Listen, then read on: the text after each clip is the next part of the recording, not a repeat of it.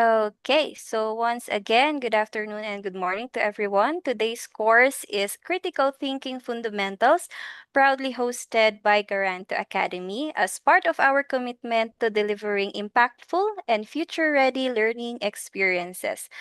Our trainer for today is Ms. Mariam Begum, a highly accomplished project manager and product owner with over 20 years of experience delivering business critical initiatives and leading digital transformations across various industries, including Fortune 500 companies.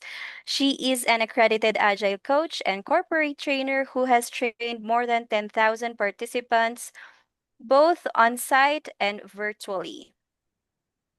Her specialties include agile methodologies, project management, and design thinking.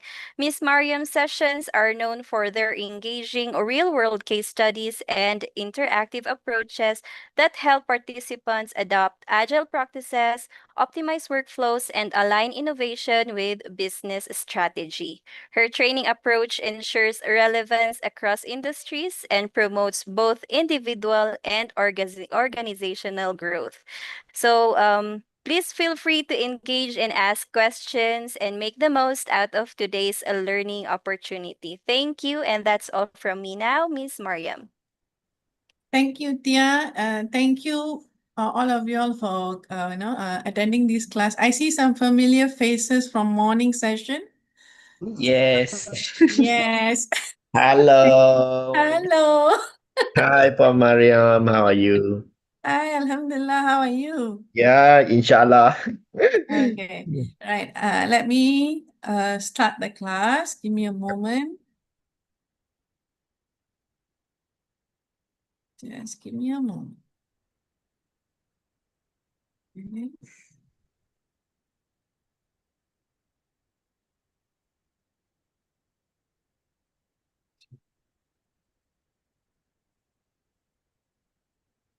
Oh, no.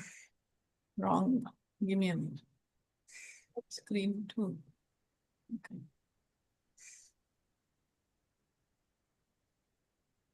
All right. Y'all can see my screen? Yes, ma'am. Yes. Okay. So again, welcome to my course on critical thinking fundamentals for strategic professionals. The next 2 hours, we're going to cover 5 core modules designed to revolutionize your thinking approach and sharpen your analytical skills. Now, this will empower you to make better strategic decisions for your organization. Let's dive in. Let's watch a short video. What is this critical thinking all about? Right? And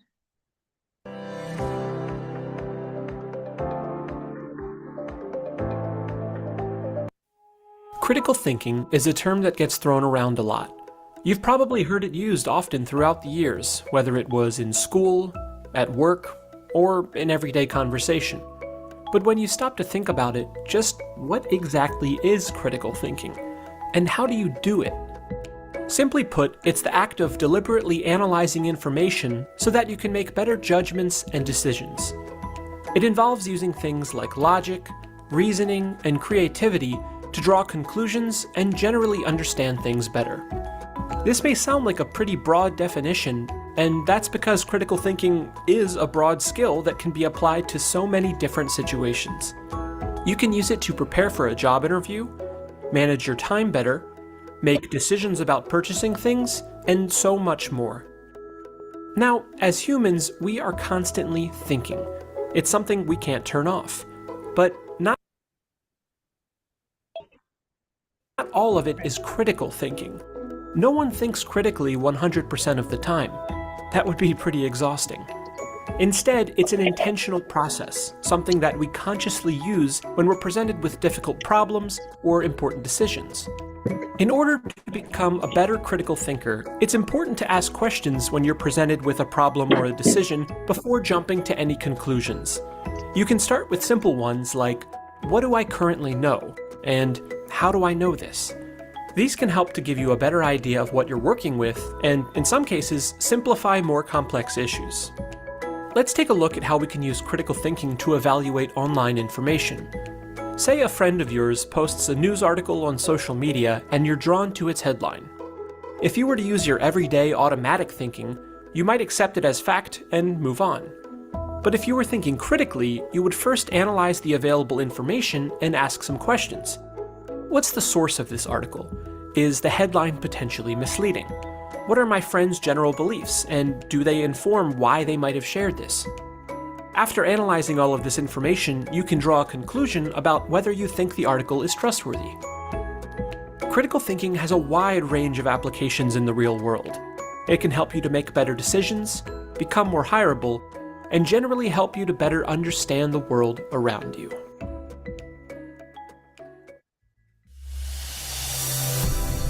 GCF Global. Okay, so that was a short and sweet video that talks about critical thinking. Critical thinking is the purpose and disciplined process of evaluating information objectively before forming judgments. It requires an evidence-based approach, examining facts rather than relying on emotional reactions. You cannot use your emotions to make judgments when you are trying to apply critical thinking. Critical thinking involves logical reasoning, connecting ideas through sound patterns of thinking and avoiding mental shortcuts. Now, we are humans, we love to have shortcuts, but not when it comes to critical thinking. Maintaining a continuous questioning mindset is the key, as it helps us to stay curious about assumptions that might limit our perspective. For the parents who are in this group, I am sure you may have come across a phase of your kids' life where they keep asking you why. Why? Why this? Why this has to happen that way? Why this has to be done this way? I'm not sure about the audience here, but I have experienced it because my son was very inquisitive when he was young. And came to a point that I was really, very frustrated because everything he wanted to know why. At that time, I didn't understand that he's actually trying to get evidence so that he is using his critical thinking without knowing. But as I grew older, I understood. Oh, why was he asking so many questions? Because he was using critical thinking unknowingly. Now, why it matters? I can just go about thinking and do my work. Critical thinking is essential for better decision making at work. It helps us to examine evidence objectively before you take any action or work on any rework process. Thus, you're reducing costly errors. Challenging the status quo through critical thinking can lead to innovative ideas and solutions. Who thought the phone will be like, won't have any buttons? Now our phones don't have buttons, it's just a screen. It's a touch screen. All this came through critical thinking. Now this mindset helps us to discover new possibilities beyond the obvious. Applying critical thinking in team settings, when you're the team leader or you have few teams under you, improves collaboration by focusing on evaluating ideas based on merit rather than political or personal agenda. By analyzing information more deeply, critical thinking can help identify strategic opportunities that others may miss, giving your organization a competitive edge.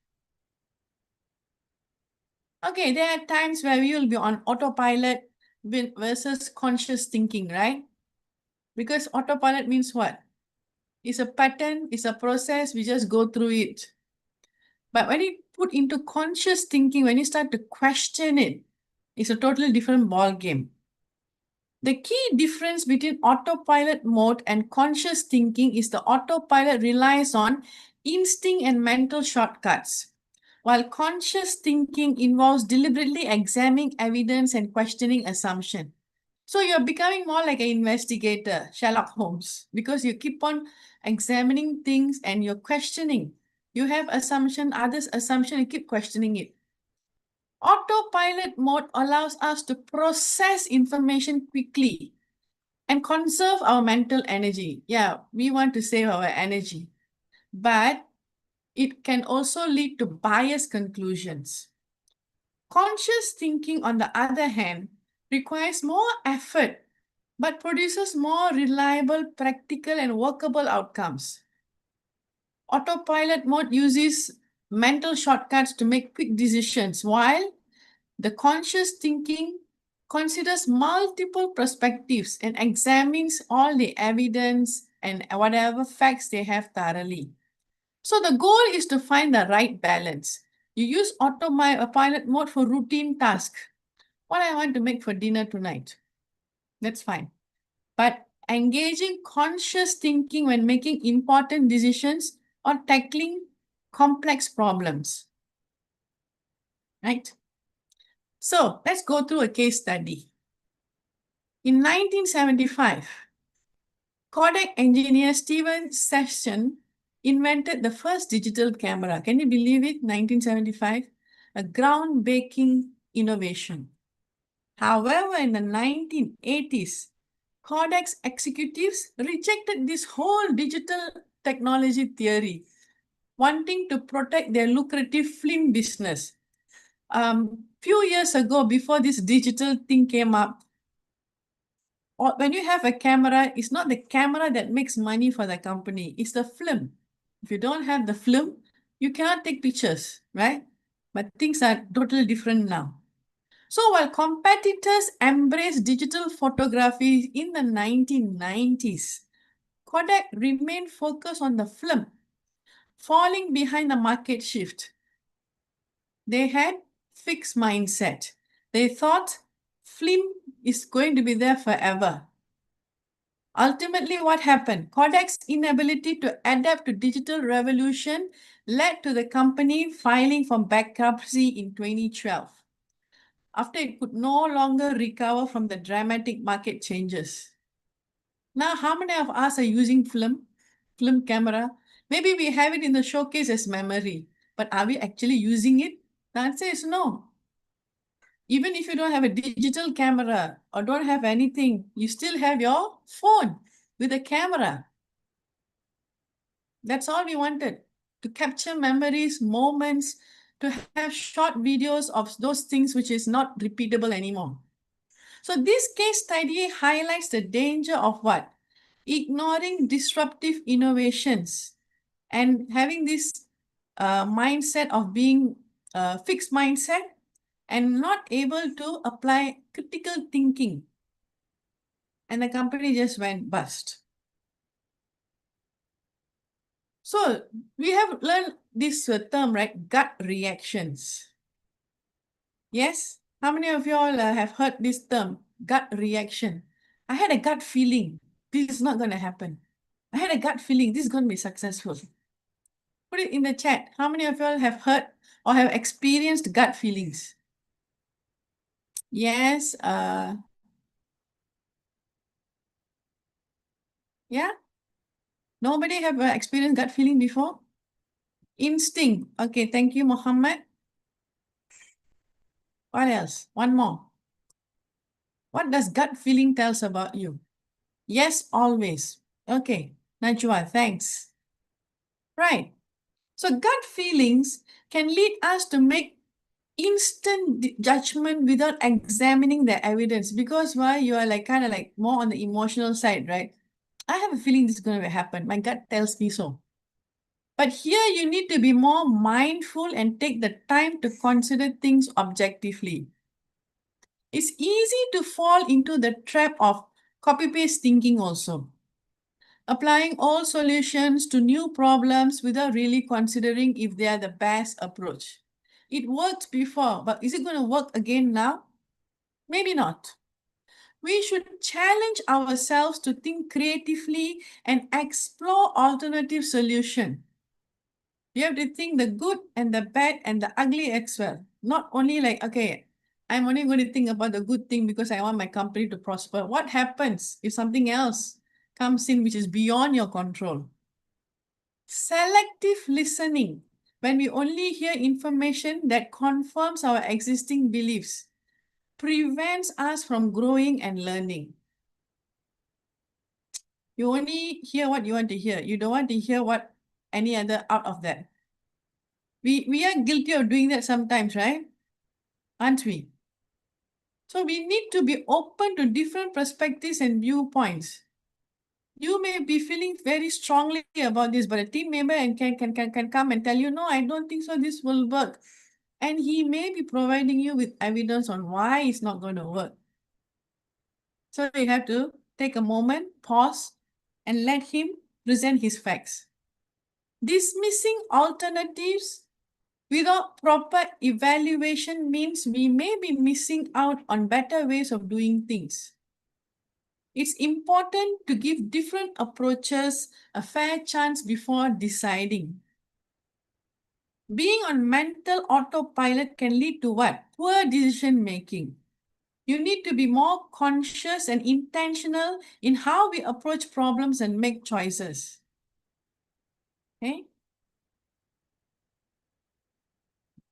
So mental shortcuts can lead to what? Number one is poor decisions that can result in significant productive losses, strategic errors, and failed projects. Based on statistics, 23% of productivity is lost due to poor decision requiring rework. Because why you think, okay, this shortcut is better, I will do it. But in the end, it didn't work and you have to do a rework. The average cost of major strategic errors per organization is 4.2 million. You can ignore the pound sign, the British pound sign there. I forgot to change it. 89% of failed projects can be traced back to thinking errors made during the planning process. Those who attended the morning session, you know that planning is a very important aspect in project management. And here, if you're going to make errors, that's going to cost you your project. It may just go down the drain.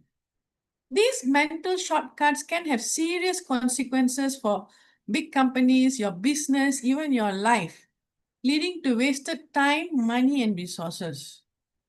It's important to be aware of this cognitive biasness and take steps to mitigate their impact, such as encouraging critical thinking and looking into diverse perspective. Okay, now we are here at thinking traps. Anybody familiar with this? Any of these thinking traps here? Put it in the chat. I would like to know. Or is it something very new to you?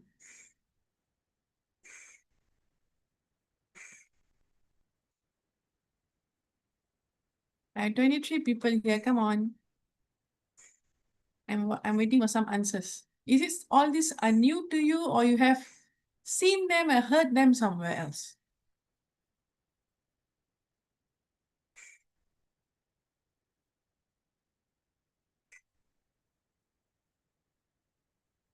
Okay, I see no response, so I guess it's all very new to you all. Thinking traps are systematic errors in our thinking that can lead to poor judgment and decision making. Here we'll explore 4 key types of thinking traps: cognitive biases, unexamined assumption, logic fallacies, and mental shortcuts. Cognitive biases is what? Your unconscious errors in our thinking that affect how we perceive information and make decisions. This can happen because the environment we were brought in, the culture we are in, and also what we saw while growing up. So we become biased unknowingly. Unexamined assumptions are beliefs we hold without questioning or synchronizing them. This is very common in culturally invested societies. even now. They will do some things and they'll say, because my forefathers did. But when you ask them, what is it all about? What is the thing about this? What is behind this? They cannot answer. They'll be like, no, my great-grandfather did it, my father did it, so I'm doing it. It's assumption, but they don't know why they're doing it. Logic fallacies are errors in reasoning that make arguments unsound or valid. Okay? It's like you are stuck in this kind of a mindset or in this kind of perception. So you are reasoning it. But at the end of the day, it makes no sense. And of course, mental shortcuts, which you think you're saving time through your thought patterns, but they can sacrifice accuracy or efficiency. Because you're like thinking, fine, I'll do this. It worked that time, it should work now. Understanding these thinking traps will help us recognize when we are falling into them and make more rational, objective decisions. Knowingly or unknowingly, we will fall into some of these traps. And that's the time we really have to like, hey, no, I'm doing something which is not rational. I'm doing something which is not explainable. Okay. Confirmation bias is a powerful cognitive bias that leads us to seek out, interpret, and remember information that confirms our existing belief and assumption. I don't want to hear what the team member says. I don't want to agree with what the management says. Or I don't want to agree with what the world says. This is my bias and I'm sticking with it. We actively look for information that supports what we already believe, while ignoring or dismissing contradictory evidence that challenges our views. Because we are thinking what I think is correct. What you see, you're challenging me, maybe not. We also have a tendency to selectively recall facts and information that aligns with our preconceived notions, even if the full picture tells a different story. Because we are having this mind, no, this is what it is. I'm going to think in that way. I'm going to accept it in that way. Now, understanding this tendency is important as confirmation bias can lead to what? Poor decision making, polarization, and an inability to see different perspectives, because it's like you are like the horse with the cover over the eyes. You will only go straight. You won't go left or right because you can't see. And that is very dangerous. You have to be aware, and you have to also be brave enough to seek out diverse viewpoints and consider alternative explanations to help overcome this.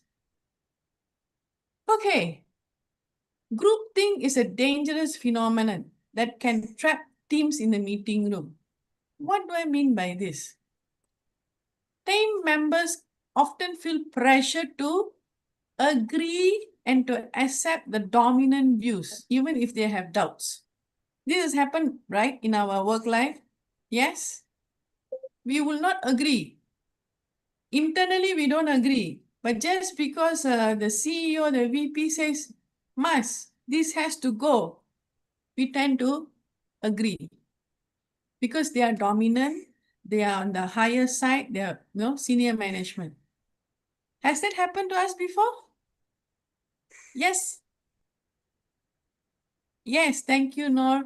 Thank you, Suraida. Thank you, Chong. Yeah, we feel so pressurized. And people may self-censor and withhold their opinions to maintain group harmony. You feel that if I open my mouth and tell the truth, this whole thing will collapse or go haywire. So you are like, naman, I keep my mouth shut. I diam lah, no? I don't want to open my mouth. And what this happens, this creates an illusion of unity when everyone appears to agree even if they don't. So for them, they think, okay, so everybody, no question, don't want to say anything, so we all agree, yeah? But maybe 5 of the team members are not agreeing just because they feel pressured, they are just nodding their head. Now, the lack of critical evaluation leads to what? Strategic blunders for companies. And it's critical to be aware, not even if you're in such a trap in the meeting room, you are in the pressure, you still have to come up with your perspective in a nice way, not in an offending way. Okay? So we all experience the temptation to assume a direct cause and effect relationship when we observe two factors that seem to be connected. What is this? False cause fallacy and the mistaking correlation for this. What do I mean by this? How does this happen? Because these words seem to be very cheap. First, we observe the patterns and notice these two factors appear together or in sequence. Could be something false. It could be a mistake. It's a mistake you make because of the false cause fallacy. Then we make a hasty connection to that, assuming our factors directly cause the others without having evidence to support. Oh, you think this is fine? Okay, I agree with you. I go ahead with you. But that's not the case because there's no evidence to support from the other party. Right? Then we often overlook other variables that could be explaining the relationship we are observing between this false cause fallacy and mistaking correlation to causation. Now, the crucial step is missing is what? Verification testing. You are not analyzing the facts and the figures and the relationship through information, through talking to others, having talked to other team members. You're just like saying, okay, this is what it is. Let's go ahead with that, which is wrong. Now, here is bias brain map. I have 4 key illustration on the bias brain map. What do I have here? I have somebody who's chained. I don't know whether you've seen this video where this horse was not chained. The lady just act as if she's tying the horse up, and the horse thinks that it's already tied to that and just stands there, but there's no tying, nothing. So unconsciously, you feel that I'm being tied. Second, you are looking at facts and figures, but you're not accepting the facts and figures. You're thinking that, okay, maybe these are all fabricated. I don't think so. Where do they get this thing from? You're being biased from the seeing the data. You're not accepting that this is real stuff that's showing. Next, you feel that if I do things this way, I will be, having this excellent performance badge from the management. The perception is, if I be a yes man, I can get the promotion and pay raise. And what happens? Even if you disagree with the project, even if you disagree with the task, you just go ahead with it because you think, I need that promotion, I need the money. And the other one is very interesting because it's showing the matrix and everything, but people are not buying it. It's very similar to the second one. Because that person's way of presenting and the perception could be totally different or not able to understand. So what happens, even if he's trying to explain things in terms of metrics or some stuff, when the other peoples are not reacting to it, it's gone. Okay. So the workplace where we are in, we have full of common myths that can hinder productivity and decision making. So here I have 4 points. It's like, if I work more hours, more productivity, actually no. You have diminishing returns after optimal hours. We only have 24 hours in a day. And we are only supposed to work 8 hours. But there are people who will put in more than 8 hours because they think, I want to show I'm very productive. That is not the way to think that way, right? So what is the critical thinking approach for this particular scenario? You measure the output, not the time. Hilang. Ada. Next is the consensus means correct decision. Even the group agrees. The group agrees, but they forget about the critical evaluation. Okay, they think that it's an issue or it's not an issue. I'm not going to do it because everybody say yes. It could be something wrong, very wrong, but they say yes. Now here you have to seek deliberate disagreement. That's the critical thinking approach. You can start a debate, a healthy one, no problem. Make them voice out. And that's where you can understand the perspective better. Next is experience trumps evidence. You think, oh, this person or this thing, I have so much experience. So this is going to be, this is the way to go. This is how it's supposed to be. But it can be something like outdated approach. So here what is you do as a critical thinking method, you test assumptions against current data. You test the current process against the outdated or the old approach. Which one works better? Okay.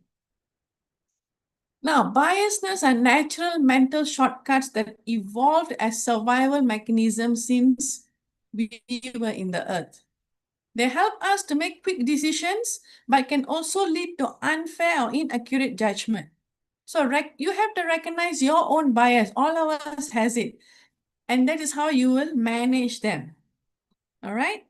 So this is something which is in, and we have to start managing them. If not, we will not be able to succeed, even no matter how many critical thinking frameworks come in. Now, I'm going to give you a 5-step framework here to provide a structured approach to problem solving and decision making. Anybody have seen this framework before? Yes? No? Okay. No. Thank you, Chun. So I'm glad I'm teaching something new today. The first step is observe. Gather facts without interpreting, focusing on what is happening rather than why. You have to put your biasness aside. You're gathering facts. Good, bad, ugly, never mind. Gather it first. Then you question it.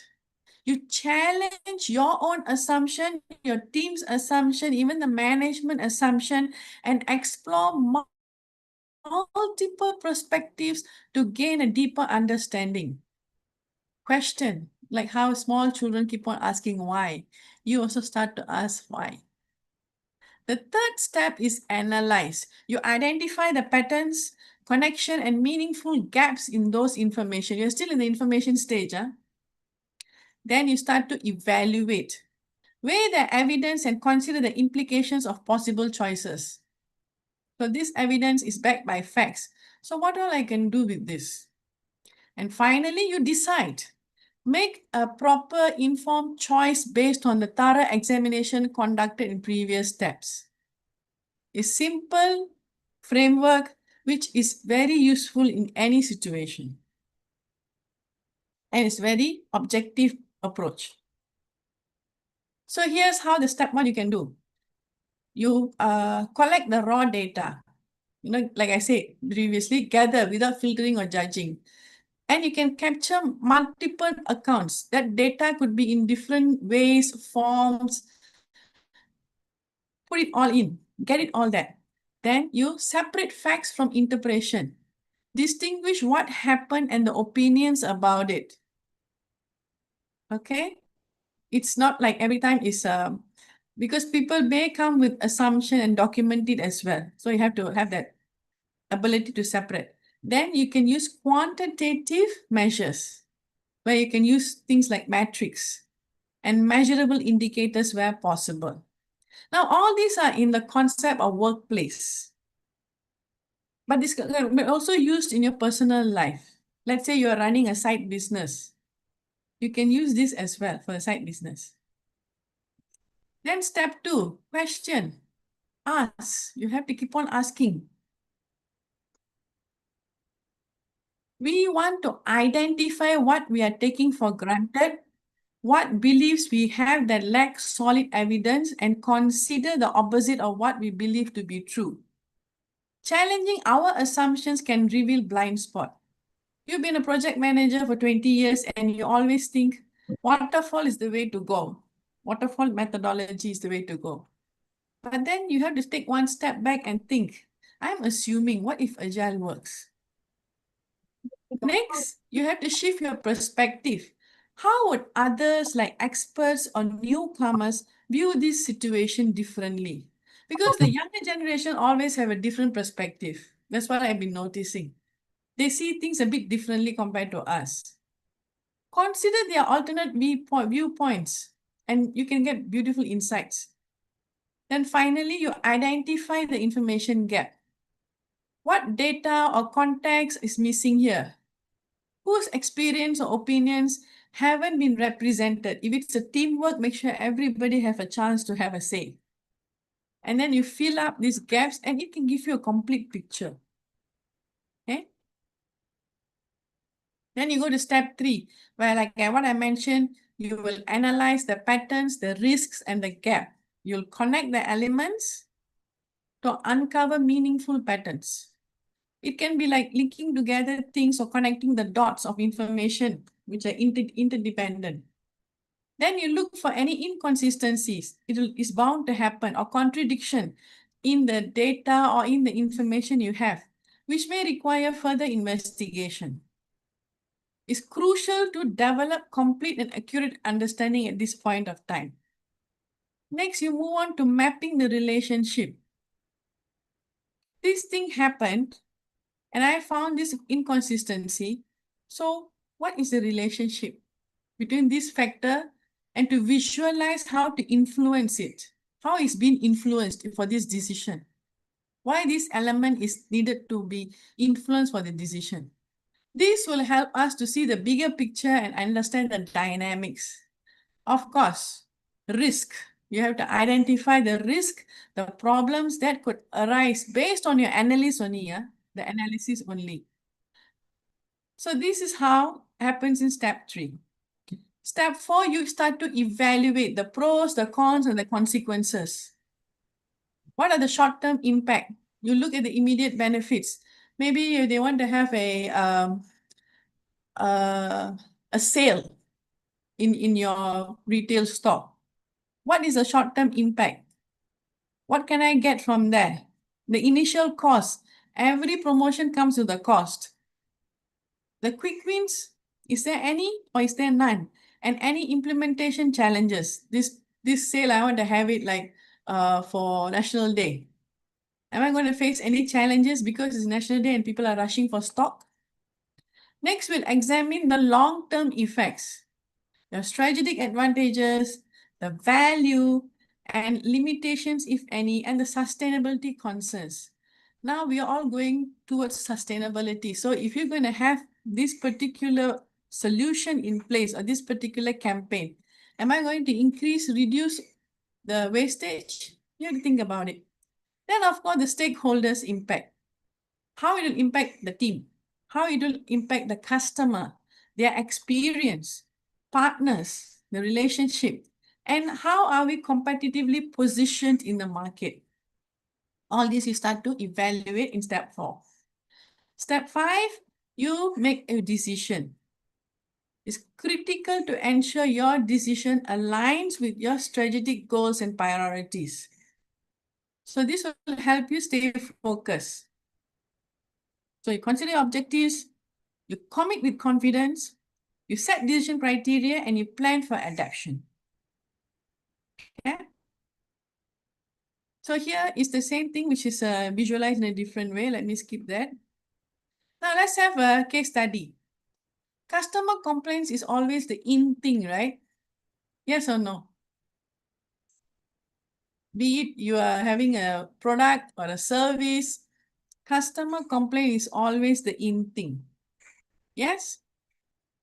Yes, Darren, thanks. So what happens? You come up with a product, you implemented a new product, you go launch with a new product, and the product started having customer complaints. The autopilot response is what? It's clearly a training issue with the new stuff. They didn't understand this product well, so they don't know how to communicate with the customer. Or they say, let's run more customer service workshop immediately. That means you don't trust your customer service officers. You think that they are not good at the job. You are undermining them. The sales team is promising things we cannot deliver. That's not the case. But this is your autopilot response. When you interact with your management, you may have heard some of this kind of responses from them because they're not on the ground, they don't know. But if you're going to apply critical thinking, what you'll say? You start to observe complaints up to 23% in 3 months. Why? Then you start to question, why? What changed in this time, these 3 months? We launched a product. That is the one change. But how it impacted? Then you analyze. Maybe the new POS system implementation is having some problem trying to identify this product. Possible, right? Because maybe IT didn't put the proper key in or the SQ code and anything like that. So it couldn't understand this product. So it started failing. Example. Then you start to evaluate. Okay, so when they scan, they couldn't get the barcode scan correctly. And that's why people have to do it manually. And while doing it manually, keying in manually, the queue is long. So customers are complaining because they have to stand for a long time. Make sense? Make sense. Then you start to fix that issue. The issue of that system recognizing the new product. So whatever I explained, does it make sense in terms of critical thinking approach? Please put your opinion in the chat box. I want to see what do you think. The autopilot response versus the critical thinking. What do you think? Was it more structured, practical, or it's not implementable? Put your answers in the chat box.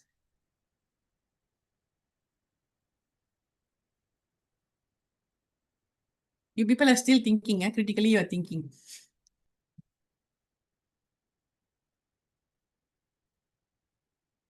Critical thinking is more critical than autopilot. That's a good one, Sharat Kumar. You're right. Critical thinking is more critical than autopilot. Because why?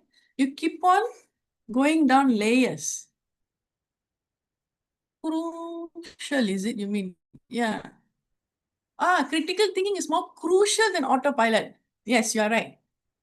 You have to spend some time to see how it works. Thank you, Sharat Kumar. Let's move on. We all been there, right? We are jumping to conclusion too quickly because we have time constraint. And what happens? We go down the wrong place, the wrong path. I know trying to slow down can be a luxury for us, especially when you have a time-bound project or a task to make. But still, you have to slow down to give your brain some time to fully process the information before making a decision. It's not like cooking egg. We know egg we can either boil, we can either fry, some even bake. But here, when such things happen, which needs more, I would say, autopsy kind of thing, postmortem kind of thing, more information, a fact-finding thing, you have to slow down a bit. Management will tell you, I want it by tonight, 12. It may not be possible. You have to tell them, no, I can't. You have to give me some time. Because you want to use structured decision-making frameworks to help prevent impulsive judgment. Just because management asked me 12 a.m., I have to somewhat, I just dream of something, come with some creativity. You can't do that. You can't. Because whatever happens after that creativity, whatever they implement or whatever they have implemented, they want to create the product, if it fails, it's gone. So it's also important to seek out diverse perspectives from others. It's not only you, it's a teamwork. Because then they can challenge the initial reactions and help to see things differently. You might be seeing in the green way, but somebody comes and say, you know what, you must look in the blue way also. And you have to force yourself to generate multiple possible explanation or alternatives. Don't just settle for the one that comes pop up on your brain. This is it. Let's do it. No, you have to think in all different directions. Okay. Intuition versus impulse. Intuition is about what? You recognize the patterns from our past experience and unconsciously process complex information. It improves with expertise and feedback, and we can often articulate our intuitions with some reflections. Intuitions is very valuable in familiar context where we have a lot of prior experience to draw from. You can say, okay, I have done this project of implementing customer service for this industry, so I can use the same for this in the other industry. It will work. But impulse, on the other hand, are emotional reactions without much analysis. You start to think with your heart, not with your brain. Impulse are based on immediate feelings or biasness, often triggered by stress or pressure. Sometimes ego also comes in terms of impulse or decision. And impulse can be very difficult to explain rationally or to have backed up with evidence. Because what happens? You have an impulse decision and usually you end up regretting it. I shouldn't have eaten that chocolate cake. Happens. So here you have to see where you can work using intuition and where you can work using impulse. And sometimes you have to strike a balance. I think I just now I told you have to take a pause button. You have to make some decisions. You have to use critical thinking, and your mind is so heavy because we are working adults with families, kids, elderly parents, friends, and you have this situation to handle. Take a moment to pause and interrupt any automatic reactions you may be having. It could be impulse, it could be your sixth sense, it could be your gut feel. Stop it. Breathe, and then you reduce your stress. Then you ask your questions. How can I do this? Look into the perspectives. It's not only you have to involve team if it's a decision for your work or your company. Because they might be seeing a missing puzzle which is not visible for you. Different mindset, different situation. And then with this increased awareness, you proceed with greater intention. You can say, okay, now I have asked these questions. I got different views from my team members. All right, maybe this is the way to go. Okay, this is my favorite. How many of you heard about this 6 thinking hats theory? Anyone? Yes. Jason say yes. Darren say yes. Okay. Nor Muhammad says yes. Yes. 6 thinking hats is a very powerful tool for structuring group discussion and decision making. Why? Each hat represents a different mode of thinking. Okay? Okay, all right? Different mode of thinking. You have a group, a team, and you split them into 6. Or maybe you only have 6 people, so each wears one different hat. White hat, what does it focus? It focuses on facts, data, and information. Very like data analytic kind of person. No data, I'm not going to, think about it in the first place. Red hat is feelings, emotions, intuitions without justification. I think you paint that white color better. Why? Because I like white color. It looks bright. That makes no sense, right? But if she says, or he or she says, you paint white color so that it reflects the heat. Okay. That's a fact. But red hat will not have that kind of effect. They are more on feelings. Black hat, identify risks, problems, and potential obstacles. A very pessimistic hat. but very crucial. Then you have the yellow head. Happy, happy. Anything also can. They look into the benefits and seek value in the ideas. They will see the other perspective, the value perspective. Green hat, creative alternatives and new possibilities. This can be done in a different way because I think it will work instead of doing the old way. That's how the green hat will talk. And blue hat, what is their job? They manage the whole thinking process and focus on next step. More or less like they are the project manager for all these hats because they will analyze all the facts from all these five hats. They'll come up with I would say, a solution or an approach, and they will explain to that. When I was running critical thinking for a client, this was a very interesting, I would say, activity.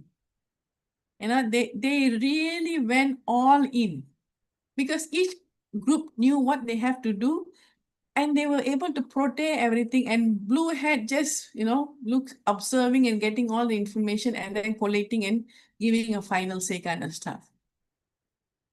So using these hats help ensure a balanced and comprehensive approach to problem solving. You all agree because you're looking into feelings, you're looking into the risks, you're looking into the benefit and value, you're looking into the data, you're also looking into creativity alternatives. It encourages the participants to consider multiple perspectives before reaching a conclusion. Right? So it gives you a different points of view. Okay, next is SWOT. I know SWOT is very common. All of us would have used it. But it's also a powerful tool to assess things. It looks into what? The strengths, the weaknesses, the opportunities, and the threats. Strengths are the advantages we genuinely have and the things we do better than others. I can bake a better butter cake than you. That's a strength. Weakness are areas could improve, things we should avoid, and where we are vulnerable. I don't think so. I'm a data person. I cannot do this data report. You admit yourself, that's my weakness. I'm not good in maths.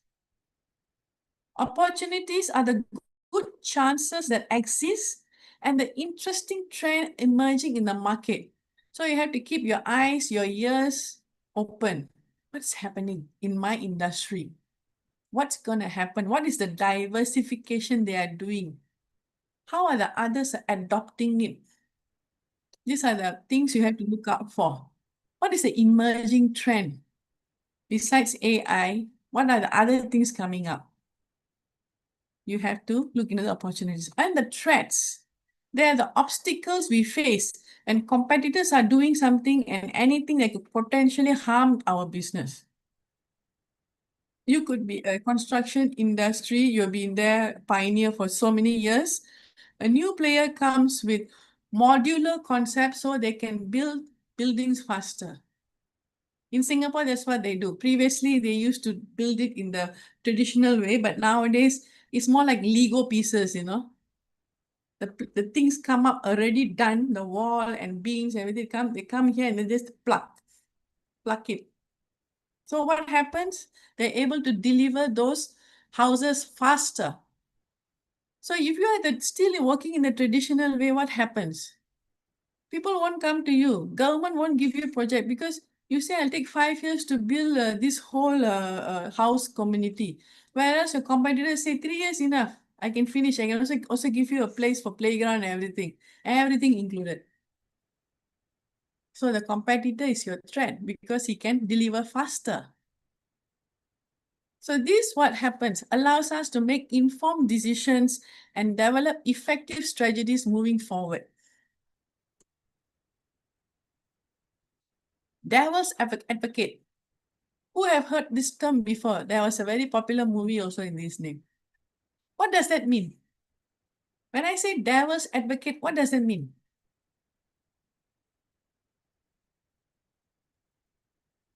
Do we appoint the person to take up a hat? Yes. You have to appoint your group members. I think this is for the sixth digging at. Now for the next question. What comes to your mind when I mention this word, devil's advocate? They say, you have to play the devil's advocate. What do they mean by that? Anyone? Do a bad person. Okay, thanks, Jason. Anybody else?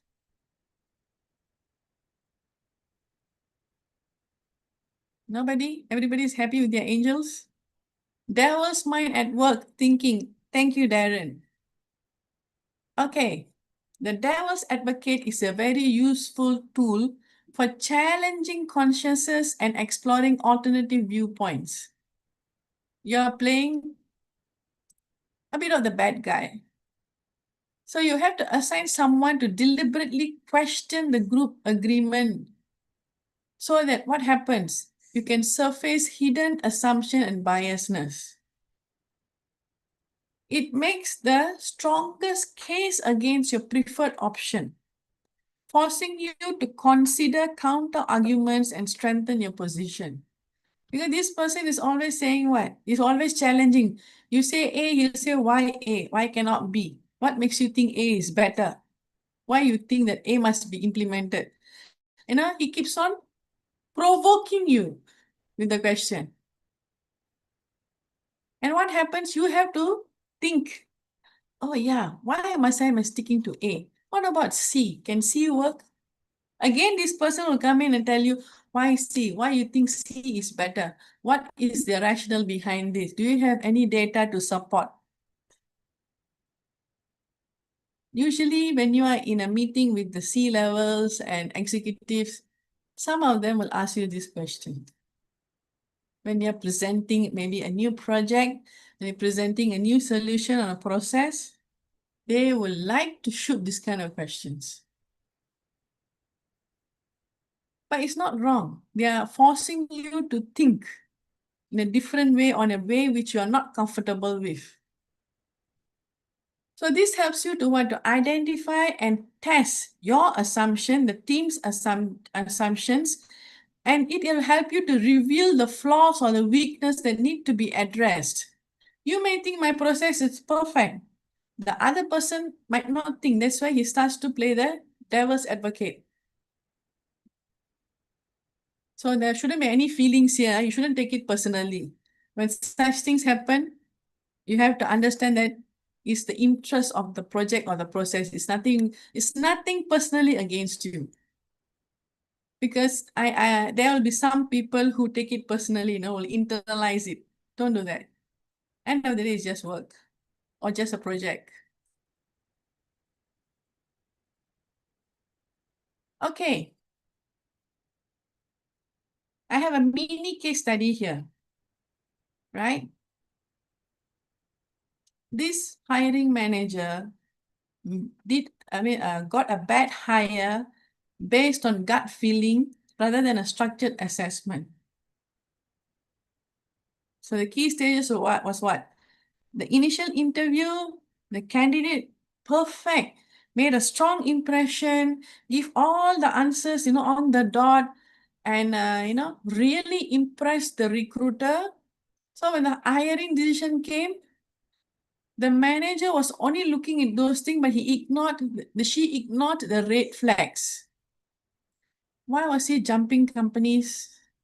I mean, it's not a red flag to jump companies in this era, but if you're jumping company every 6 months, then it is questionable.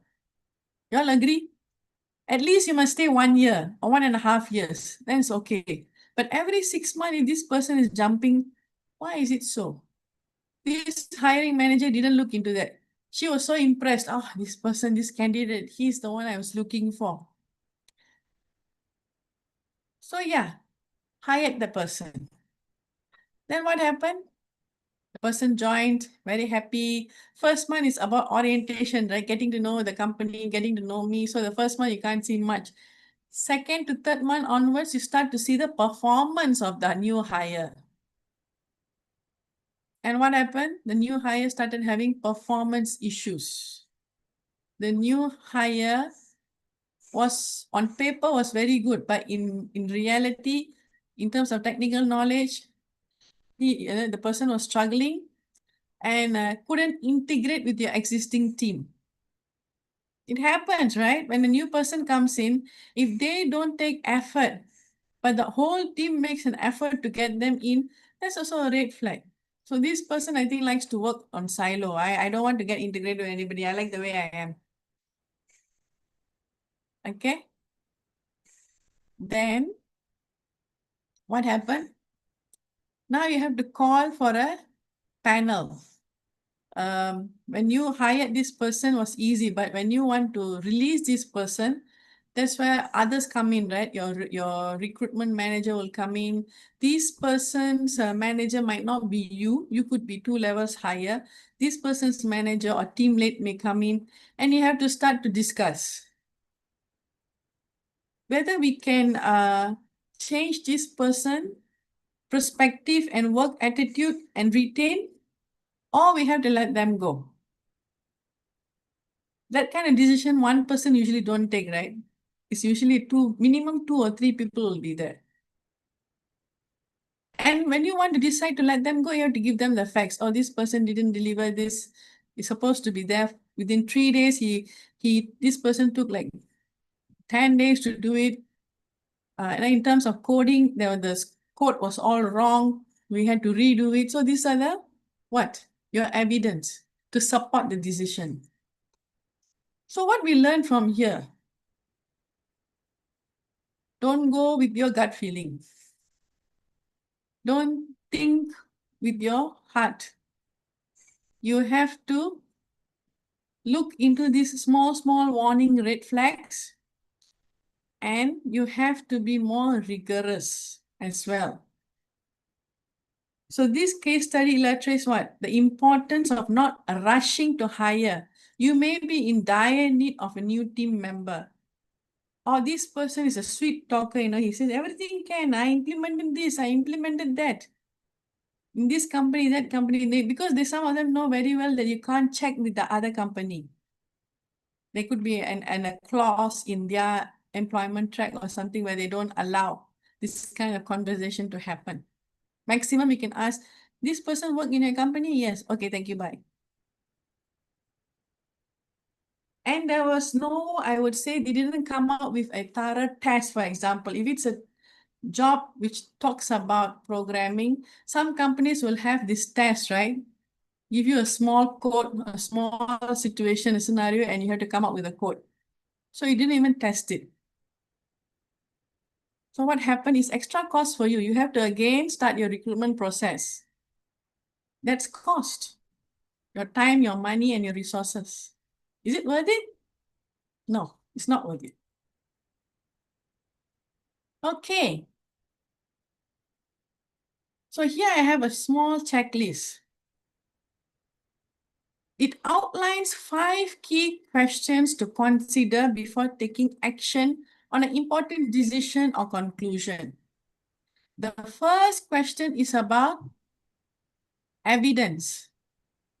What facts, what information I have which can support this, rather than just opinion and feelings.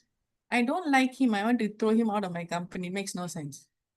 Instead, you say, okay, he couldn't deliver, he took 10 days, and he's not willing to adapt, he's not agile. Even if you teach him things, he's still going back to the 10 days. That's your evidence, because you have the dashboard, right? You have this thing where you have a dashboard to track your team's velocity. And you see, okay, the rest all can finish in 3 days, only he's taking 10 days. That's your evidence. The second question is alternative explanations or interpretations. What are at least 2 other possible ways to look at it? You may be thinking maybe this new hire is having a family problem. I'm just saying. Or this new hire is struggling to integrate with the team because he's not able to understand the team's lingo. When a team forms, they have their own kind of lingo, correct? They have their own kind of words which they would like to use. And when a new person comes in, they have to learn it. Maybe this person is not able to catch it up. The third question is, who might disagree with this decision and why? What are the perspectives of different stakeholders? You go to your panel and say that, okay, I want to let go this person. HR will start to ask, right? Why? The other person may say, okay, he only joined 3 months. You still have to give time, give another 3 months. These are the perspectives you're getting in. Some may say disagree. They say, oh, 3 months cannot. Give another 3 months and see how he performs. So these are the various stakeholders with different perspective. And the fourth question is about checking for blind spot. What might be you missing or overlooking in your analysis? You're looking at facts and figures. You're looking at the velocity. You're looking at the output, the throughput, everything. But are you missing something else? Is it some other aspect you're missing to analyze? His family, maybe. People usually don't talk about their family at office unless they are very comfortable with the other person. Is that one aspect that's causing this kind of work less commitment from this person? And the final question is, how would you justify this decision 6 months from now? You decide to let the person go. 6 months later, the higher management asks you, how come this person only 3 months came in and then after 3 months you just let him go? Why? Will you be able to justify this when the management asks? Or you decided to be, okay, I give him 3 more months probation, extend the probation 3 more months. And maybe he miraculously started to perform better. Again, management may ask you, why you want to extend for 3 months? Or after 6 months, they ask, what happened? You extended, this person is still in the company. Tell me what happened. Will you be able to justify with facts and figures? You should be able to. Now, everything should be based on facts and figures, not always on your gut feel or your heart. Okay? Business decisions span across different areas, including strategy, operations, people, finance, and innovation. Now here I have a pie chart which shows the percentage breakdown of business decision across these areas. Strategy accounts for the largest share, 35%, followed by operations, which is at 25%, people, 20%, finance, 15%, and innovation at 5%. These all data come from real companies' data. We are not able to disclose the company due to NDA, but this data came to us from them. Now, this highlights the importance of critical thinking in all aspects of business, not just in strategy or innovation. You cannot think, okay, this only belongs to strategy or innovation. No, in terms of operations also, in terms of finance also, in terms of people also, you have to wear these critical thinking hats to make decisions. Effective decision-making requires careful analysis and consideration across the organization. It's not only about your team, your department, your people. Sometimes some decisions will affect others as well. Example, you decided to have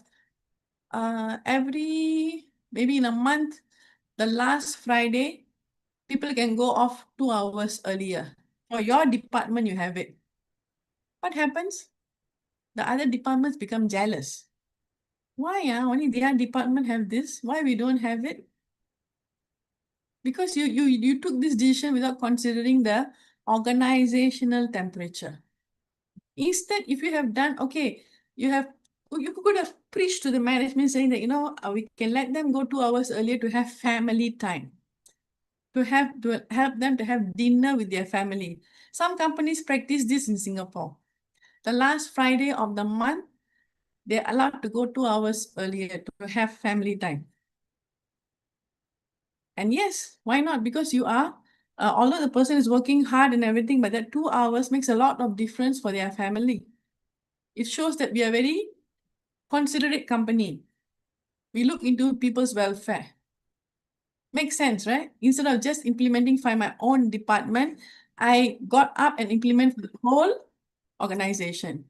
So as leaders, we need to cultivate a culture of critical thinking and empower our teams to apply in their daily work, no matter how big or small the task is. Start building this critical thinking into the teams. So here we have like department specific, how we can apply critical thinking. Like for marketing, you can do it to test campaign assumptions, question target audience characterization using data, having user personas to see how it works. Then in HR, you can help by reducing hiring bias and not having to bring in people just to release them in 3 months' time. Have structured interviews and evaluate employee performance more objectively, not only on KPIs, could be other things also. For finance, you can challenge the budget forecast and identify hidden risks in financial models. Your project manager comes with a 20% markup. You can challenge why you need 20%, 10% not enough. And for operations, these can analyze process inefficiencies and question established workflows to identify areas for improvement. Sometimes they say, it always worked this way. Why you have to, change it? Why you have to reinvent the wheel? But if you can make the process faster, get the outputs more faster by reinventing the wheel, why not? You have to be challenging. You have to have that kind of mindset so that you can use critical thinking effectively. Now here is your reflection questions, self-assessment. You want to consider, where am I most prone to thinking shortcuts? This is more on your own reflection to analyze yourself. Of course, we will be biased also when you're analyzing yourself, but to a certain extent, if you're going to ask these questions, you can somehow or other judge where you are. Where am I prone to thinking shortcuts? What biases I have in my decision making, knowingly or unknowingly? When do I feel rushed into judgments? When you are stressed, you have pressure from your management, then that will make you evaluate. So next time when such kind of situation come, you can tell them, you know what, I don't want to make a decision that's going to affect the company or the company reputation. Can you give me one extra day? You rephrase it nicely so that the management also understands. Team dynamics. How does the team handle disagreement? Teams are not always like, yes, sir, right? Some of them will be like, no, I don't agree to this. How will you handle it? Who plays devil's advocate in the discussions? It's always good to have one or two who play that role. And do we reward through thinking or quick answer? What does that mean? Would you prefer people take time to do thinking and come with a proper structured approach? Or you just want like instant noodle? I give you this problem, give me 2 minutes, I want things to be done. Will that be good? It can cause repercussions, right? Process improvement talks about where can we build in thinking process. You can have workshops, you can have brainstorming sessions. The companies are always not every time functioning in high mode. There will be some low times, right? And those times you can make use to come up with this kind of workshops to think, to maybe you have a 6 thinking head workshop based to try to solve or to try to create some innovative product or something. And how might we better test our assumption? Each of us have our own assumptions. Is there a possible way to test it? in a controlled environment, maybe it's possible. Think about it. And which decision frameworks will serve us best? I only went through two, but there are lots more. There are a lot more. Like the Ishikawa diagram, which is fishbone diagram. They have so many things like the business model, not the business model, but empathy mapping, and so many other models are there. Which one will be more applicable for me or for the team? You have to think about it. Now you have to try doing this. Start each day by challenging one assumption about your work. This gets your critical thinking going first thing in the morning. Then you document the key decisions, the rationale behind them, and the expected outcome in a decision journal. It can be an online journal. This builds a record you can refer back to. Schedule 5 minutes to play devil's advocate and consider contrary views. This helps you to see issues from multiple angles. So you are playing your own devil's advocate. Why not? And reflect on instances where you caught yourself in thinking traps. So this self-awareness will slowly help you improve over time. Yeah. Yeah, take time to make good decision, cost and effect. Yeah, that's the Ishikawa diagram. Yes, thank you. Okay, so what's one thinking habit you'll change? Can you give me some answers? What is, after going through till this point of time, what is one thinking habit you will change? Will you create more pauses? Will you get more evidences? Or you will look into different perspectives or anything else? Put it in the chat. I would like to know.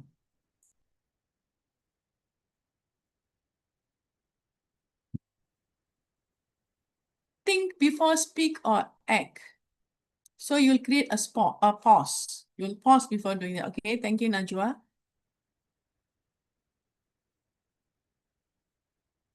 Diverse perspectives. Yes, thank you, Jason. That's correct. One more.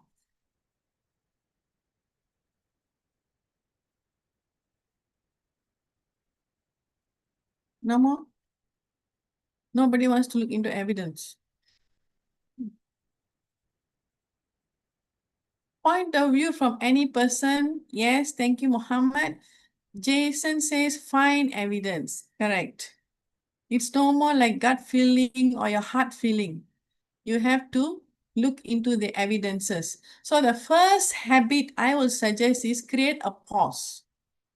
It's about building a time for reflection before making important decisions, rather than rushing into things because management or the team is pressurizing you. Tell them, give me some time. Let me think about it. This allows you to what? Look into potential consequences more carefully. The second habit is seek evidence. This involves deliberately looking for information that challenges our existing beliefs and assumptions. You have evidence. You want to avoid confirmation biasness and make more well-rounded decisions based on facts. The third is diverse perspective. Keep on talking to people, keep on consulting to people with different backgrounds and viewpoints that will give us a richer understanding of a situation. They may be looking into in a different angle, which you will never even dare to do, for example. Like, they could be like a black hat. What if things go wrong? Nothing wrong in that. It's a different perspective. You should welcome it. And it can surface blind spots and lead to more creative solutions. So these three habits, pausing, seeking evidence, and consulting diverse perspectives can help us become more thoughtful and effective decision makers. So you can start doing it slowly, slowly you can build this into your habit. What are the pros and cons? I don't understand your question, Nur Muhammad. If you're going to go through decision making using your heart, eventually you may fail because there's no evidence to back it up, and you're not looking into different people's perspective. It's only your own biasness you're looking into that. So that is a con. Whereas when you're like looking for evidence, creating some pause sessions for yourself, and also you're involving other people in your decision making, then yes, you will get different perspective of things, of solutions, of innovations. So I think there's more pros than cons. Sharad says, I'm always known for being the black hat in the group, always asking negative question. That's good. I think that's very good. I know people might not like us for that, but hey, why not? I'm trying to save your business here, for example. Okay. Always remember this. Clear thinking is your superpower. You can't see your face in a muddy water. You can only see your face in a clear stream. So that gives you a strategic advantage over your competitors. Okay, they have done this. That means not immediately you go and copy them. What can I do differently to get maybe more customers, to get more sign-ups? Okay, they did this. What can I do differently? It helps protect you from costly errors and blind spots. You may think this loyalty app is perfect, is good. But when you started talking about it to your team or to the stakeholders and to other people, they come and tell you, no, not only this may not be good idea because senior citizens don't use loyalty app. Example, they will have a challenge. How many of our parents are still worried doing banking using their phone? Many of our parents still do, right? When you ask them to do the internet banking or use the phone banking, they're like, no, I don't want, I'll go to the ATM and do it. You have experienced that before? So that can be one of the aspects you have to look into when you're trying to implement something which is not appealing to a different dynamic group. So clear thinking can uncover novel solutions that others miss. So now you'll think, okay, how can I help this senior citizen group who are unwilling to adapt? Is there a way to change that perspective? Now you can apply your critical thinking already. And building a reputation for clear, well-reasoned perspective is the foundation for effective leadership. A leader should not always be changing their decision or making decisions based on emotions. It's not like, I want to prove him wrong, so I will do this. Even the team is not, they don't agree, they will still force themselves to agree because the leader says no. That is not the way. You have to bring the leader down to the ground. Give him the facts and figures, explain and tell him, we can do it this way, not because you want to prove the others wrong, but this way might be more better, be more beneficial for the company. And this is because we did a brainstorming session with our team members using critical thinking, 6 hats maybe, and we come up with this. You have facts, you have involvement from your team, you can show that to your CEO to bring the person on ground and not to make decision based on feelings. Right? Okay. So let's summarize what all we have gone through the past 1.5 hours. First, it's important to recognize when you're using mental shortcuts or autopilot thinking.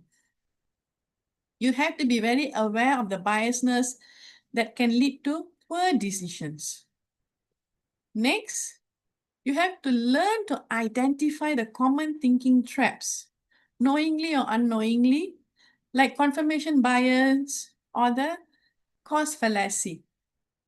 Spotting these in yourself and others is the first step to avoiding them. When you recognize this is happening, you can change your perspective altogether.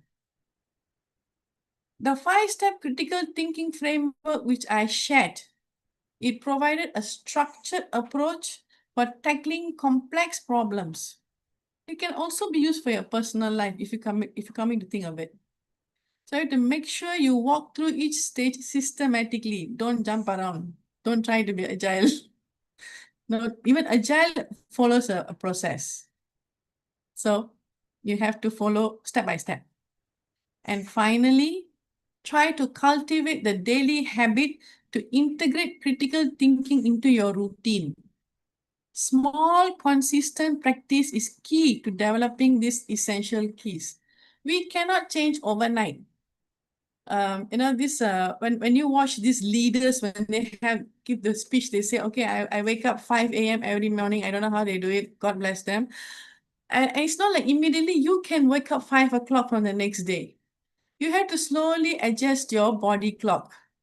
If you're waking up at 6 or 6:30, first try 6:15, 6 o'clock, so it's a gradual process.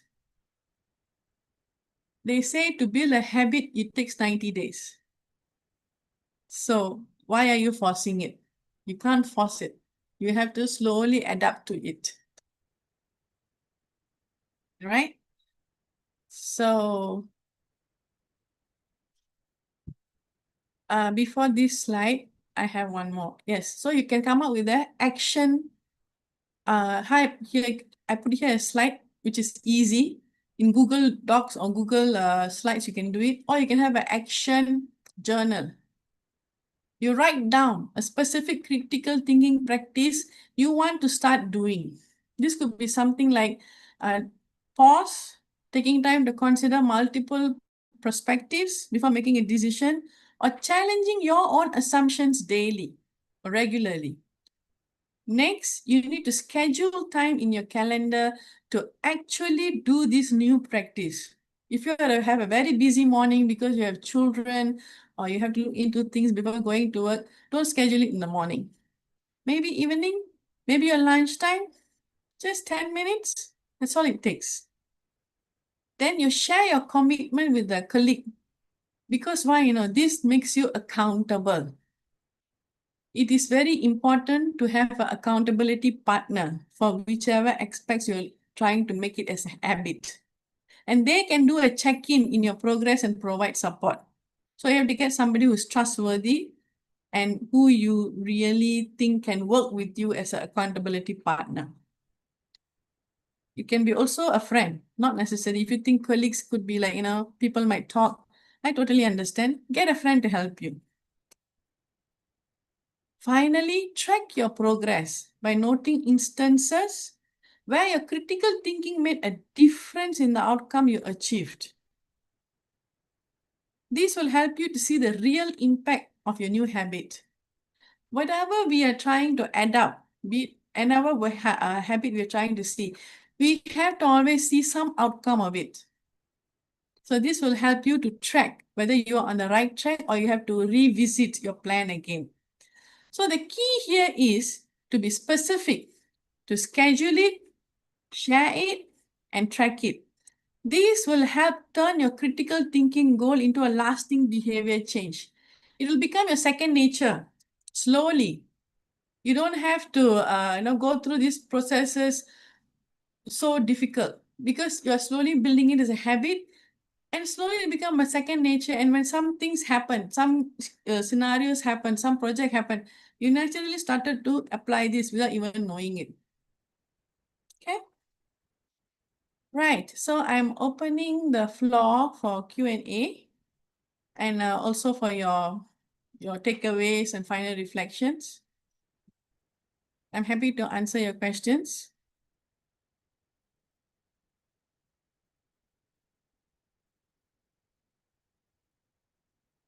No questions? I don't see any questions here. You can unmute your mic also and ask me questions, not an issue.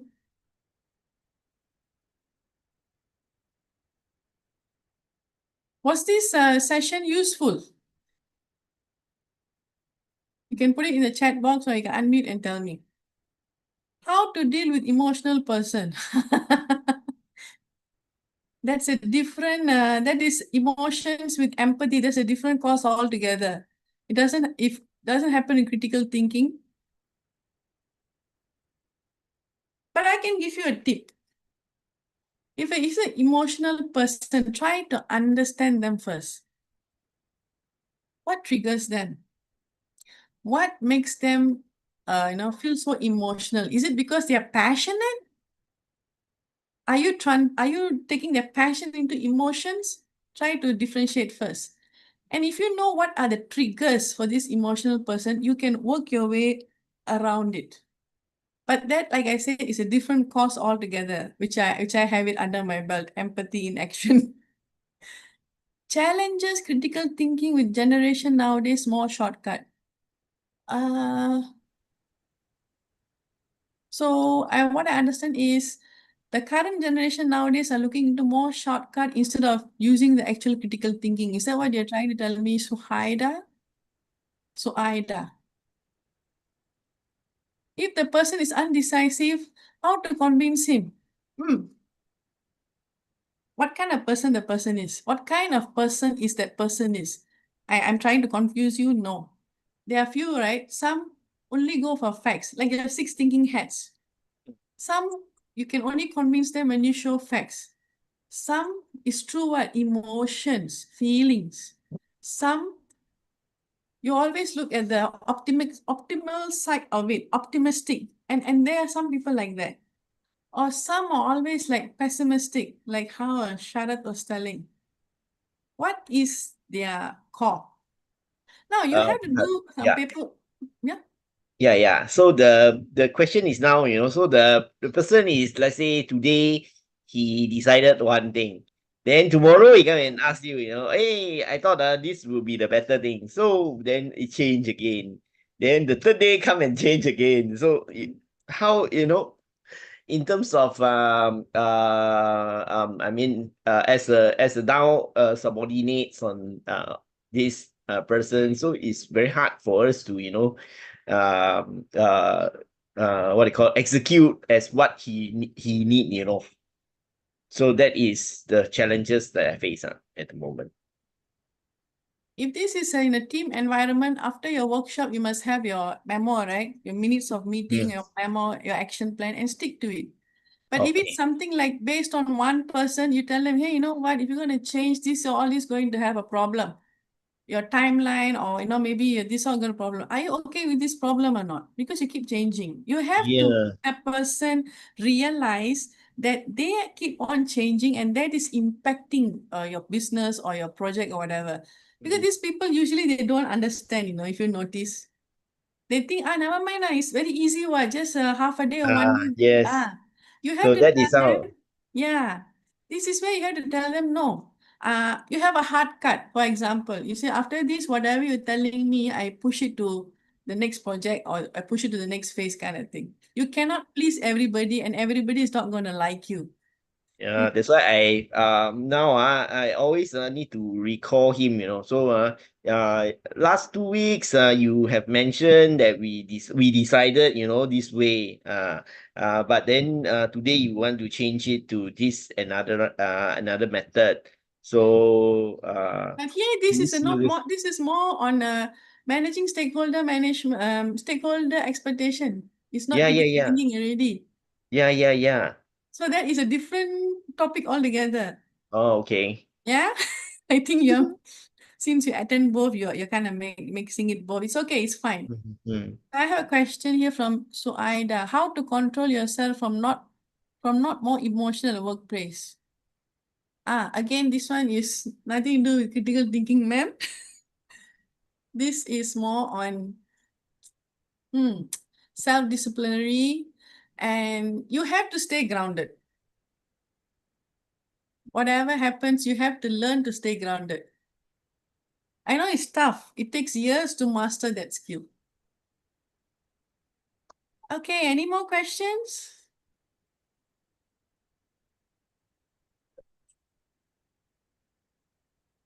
No questions?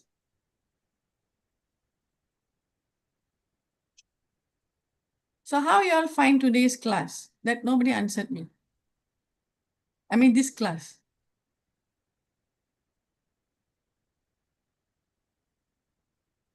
Was it helpful, useful, well structured? Thank you, Jason. Okay. So nobody have any more questions here? Good example given. Thank you. Very insightful. Thank you, Ahmed.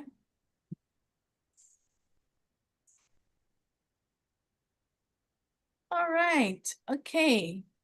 So now let's move on to the last slide. So thank you. And here you see what? A beautiful sunrise over a mountain peak. What does it symbolize? Achievement and a new perspective. So for critical thinking, thank you, Devadas. I get some knowledge over this topic. Yes, thank you. So for critical thinking, you have to be always open to see new perspectives, either from your team or from anybody, even yourself. So here, with that, I'm also telling you that remember, your mind is your most powerful business tool. So use it wisely. Okay? So with that, I will pass it to Tia. Okay, ma'am. Thank you so much for that insightful session once again. So, thank you everyone for joining us. Again, my name is Tia from Garanto Academy and our very own trainer, Miss Mariam Begum. We hope that you found this topic very resourceful as well. As you have mentioned, it was well structured and very insightful. So our attendance forms and certificate links are already on the Zoom chat. So we kindly request that once you've downloaded your certificates, we truly appreciate if you could upload it into your social media accounts, LinkedIn or Facebook, and tag Garant Academy. Thank you so much, everyone.